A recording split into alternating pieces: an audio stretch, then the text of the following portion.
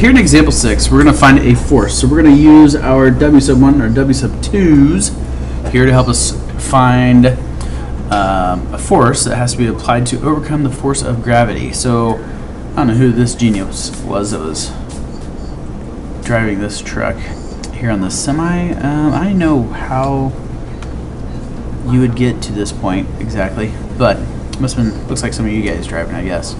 Alright, so say we have a truck that has a gross weight of 36,000 pounds and is parked on a hill inclined at 10 degrees. So let's draw our pretty little picture here. So here's our 10 degrees. Your truck is up here. Here's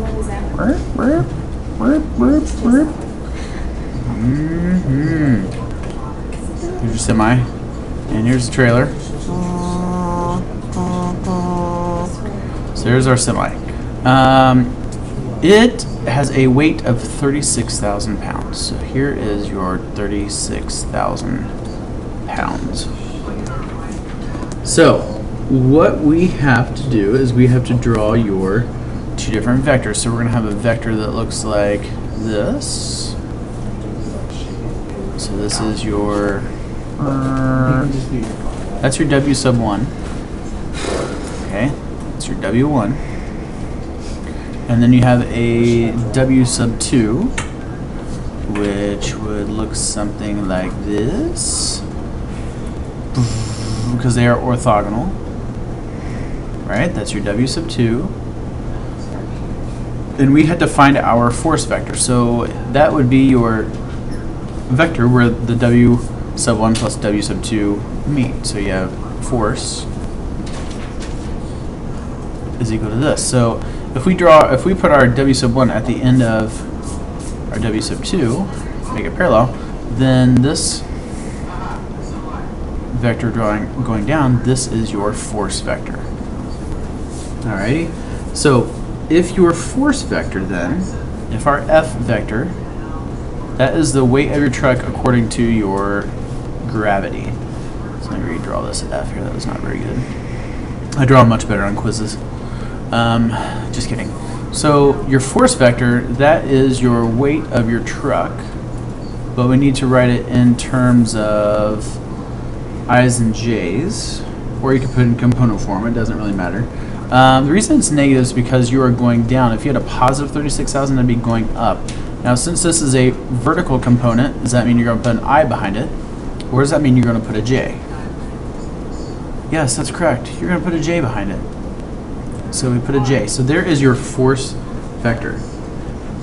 Now, what we need to do is find your projection of U onto V.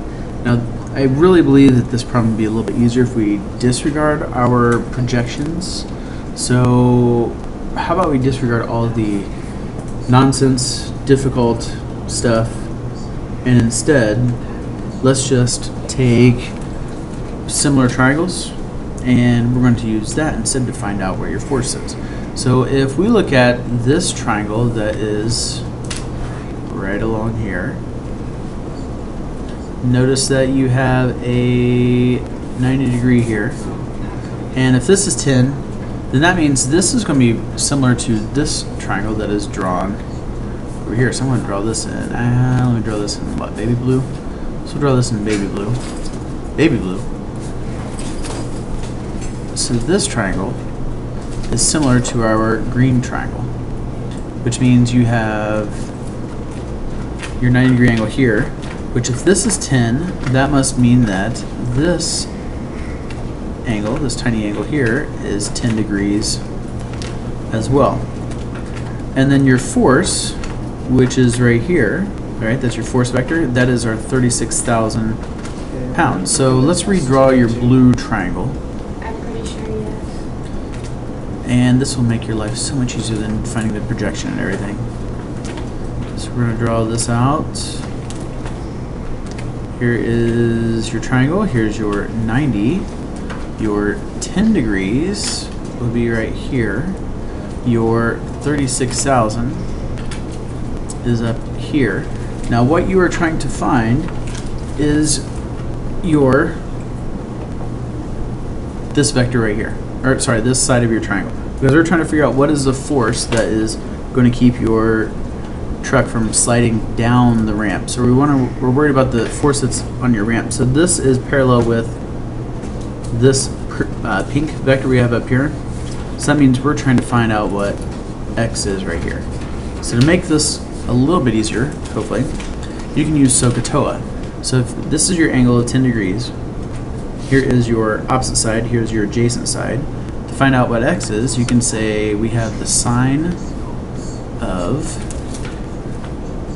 10 degrees is equal to your x over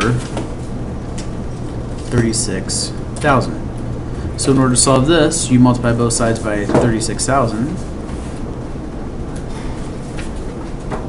And we get approximately the amount of force that needs to be used is 6,251.3 pounds of force. So that is very, very, very, very close to the same answer you'd get if you went through and found your projections of your U's and V's and all that fun stuff. And it's right.